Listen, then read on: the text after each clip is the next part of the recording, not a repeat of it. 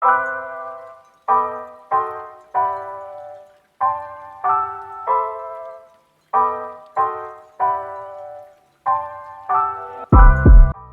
again. So my name is Jordan Hood. If you've watched my previous videos, thank you so much. I've been super excited about making these videos and I can't wait to show you what we got stored for this week. So I want to make some dinner and I don't really have any groceries. I haven't gone grocery shopping in about like 2 weeks now. So I'm kind of at bare bones and I thought that that would be a perfect idea for this week's video. I can't tell you the amount of times my freshman year when I was living in the dorms, especially before I had a kitchen, that if I had no food or no leftovers of any food or anything that I could whip up or just bare bones pantry, all I would think is, oh, okay, I have to eat out tonight. So I was thinking about all the places I was gonna go spend my money on and all the food I was gonna buy out. And now that I have a kitchen, I've definitely gotten a little bit more resourceful. I like to keep my pantry stocked. I like to keep my fridge and freezer especially as stocked as I can so that I don't have to go grocery shopping very often. So I go grocery shopping, I would say once every 2 weeks, and I just try to get as much as I can, knowing that I'm gonna be throwing a lot of produce and meat in my freezer before it goes bad, and just stocking up my pantry to make sure that I have random stuff that I can whip up. Because I know that the last few days of those 2 weeks, knowing that I'm gonna have to go to the grocery store, I got nothing here, and what I love doing is just seeing what I can whip up with what I've got in my pantry and freezer.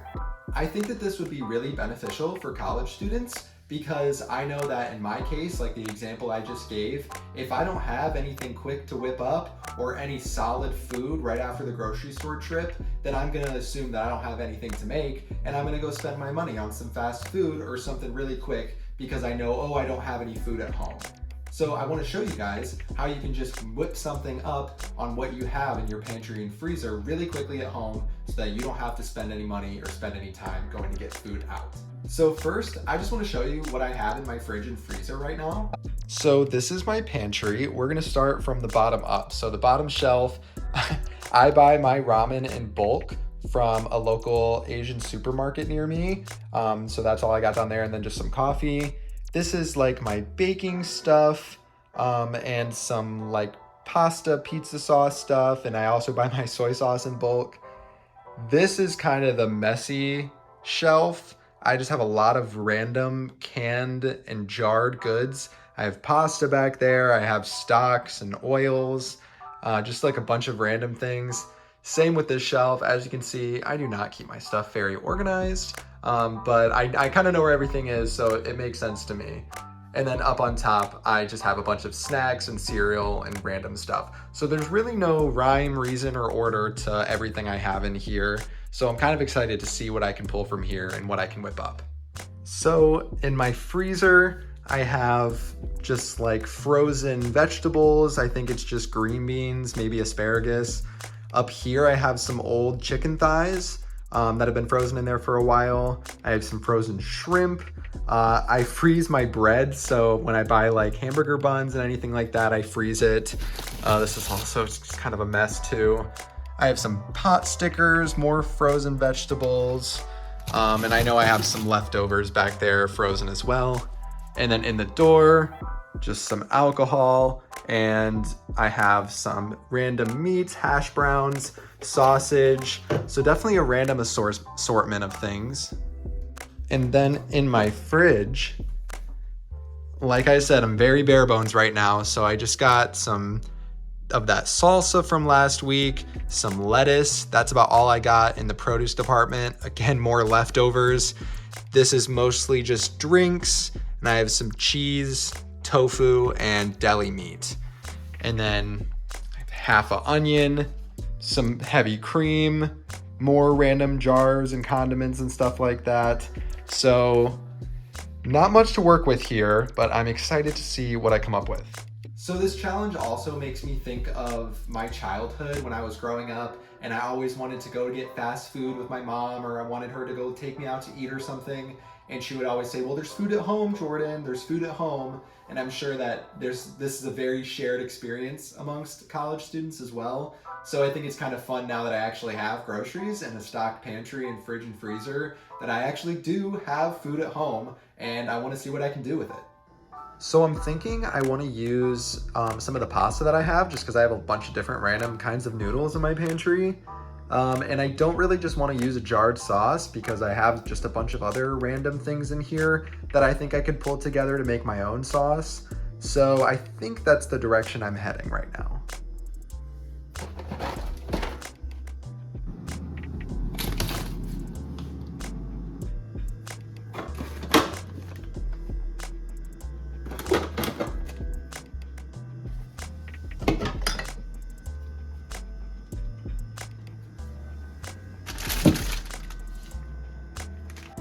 So these are all the ingredients I'm gonna use. I'm gonna use the tomato paste, sun-dried tomatoes, heavy cream, and parm to make some sort of tomato-y Alfredo type sauce. I have rigatoni as my pasta, just because this box is already like half empty. And then I pulled my chicken out of the freezer, and I'm just gonna season it with just whatever I have and throw it in the air fryer.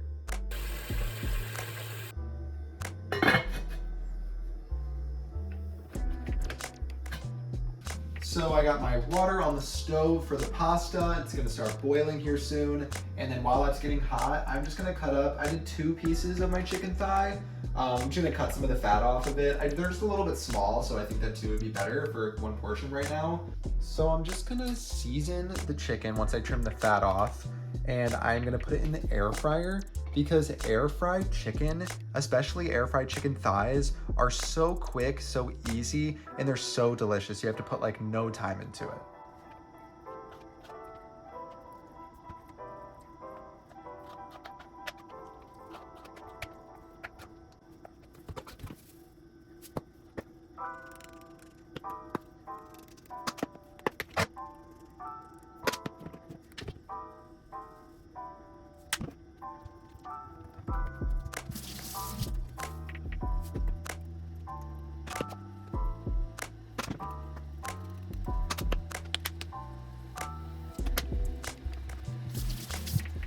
So I lined the bottom of my air fryer with some tin foil, but I am just gonna put these chickens on the rack.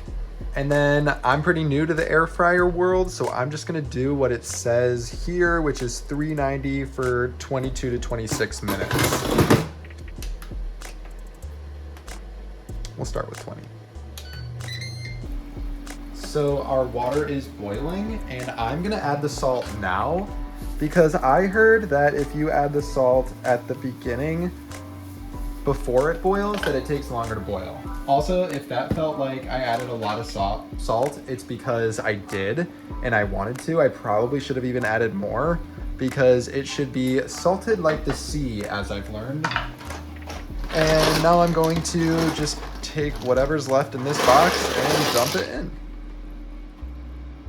I'm gonna stir it around to make sure that none of them stick to the bottom or to each other. And then I'm gonna leave this on high, slap the lid on, and I'll come back to it in like 12 minutes or so. So we're about halfway done. So I'm gonna check them out and flip them over.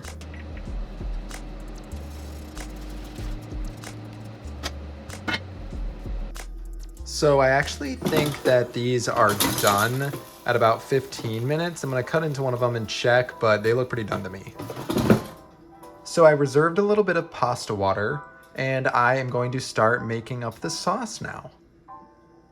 So now I am just gonna start building the sauce. So I'm just gonna put like a tablespoon or 2 of oil in there. I use olive oil for most of my cooking.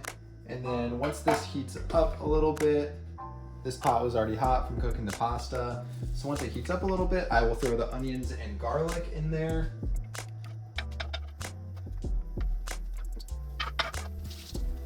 So while this is cooking just for a second, I'm going to just fish out some of these sun-dried tomatoes. And I can never really tell where they start and end. So I just, I don't know, about that much out. And then I'm just gonna like chop these up as best I can.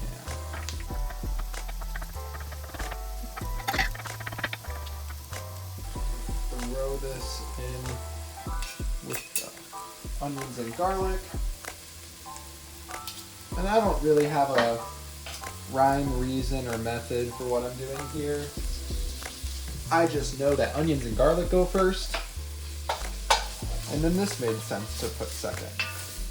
So now that this has been cooking for like a minute or two, I'm gonna like move all or most of the onions, garlic, and sun-dried tomatoes over to one side. Still try to keep them flat. And then I'm gonna take my tomato paste. I just recently made the transition from having canned tomato paste to it in a little tube, because how does this not make so much more sense? You can refrigerate this, it's not gonna go bad because it's sealed. I just think that this is how tomato paste should have been created from the first place, in this format, not in a little can.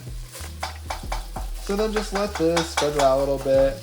Let it just like get dark, caramelized, and then once I kind of get that, I'll stir it all around, let it cook for another minute, and then we're gonna add the heavy cream. So I'm also gonna add some seasonings to this at this stage as well. So I'm gonna add some red pepper flakes. I like a little bit of spice, but I really only like it in the form of red pepper flakes. Like I don't think cayenne would really go good here. Just gonna add a little bit of salt. So mix in the tomato paste. I didn't put very much just because like maybe a tablespoon of it, just because this should only be good for like maybe 2 servings. Always good to have leftovers. So at this stage, I'm gonna add some heavy cream to this. Oh my gosh, look what happened. How am I supposed to get in there now? All right, so we fixed that mess. We're gonna add this in here now. And then really, you wanna try to like dig up those little pieces of flavor that are at the bottom of the pan. The tomato paste definitely was getting a little bit dark because we had that little fiasco with the heavy cream. But add that in, let it get some sizzly, and then turn the heat down. So I'm also gonna add a little bit of the pasta water just to thin it out. Now it's finally starting to come together a little bit. And at this stage, I'm gonna take my Parmesan and I'm going to grate a bunch of it all over the sauce, and then we'll mix her in.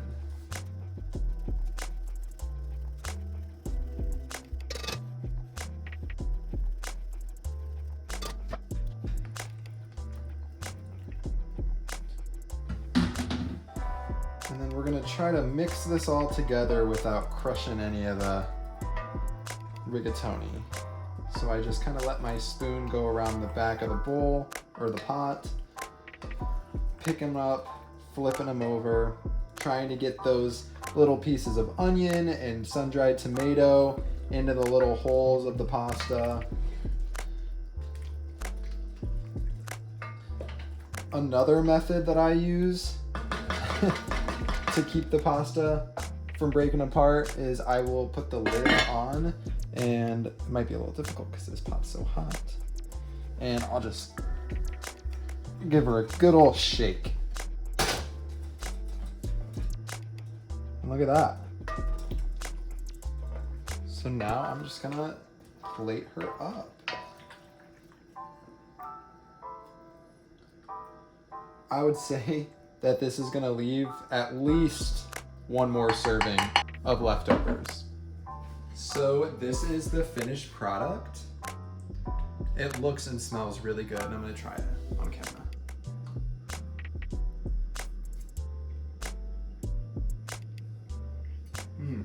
It's like cheesy, it's a little bit spicy, it's very savory, but then you get those chunks of like the sun-dried tomato that bring out, and like, or like the onion brings out some sweetness. Okay, and I cut off a little bite of the chicken D too.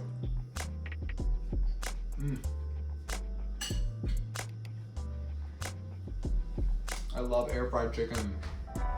So that was it. That is my dinner. That is just something that I whipped together on like little ingredients that I have in the pantry. I think that pasta sauces are a really great way to kind of utilize the ingredients you have and make something that's really delicious. Well, I'm gonna go quickly eat up this dinner.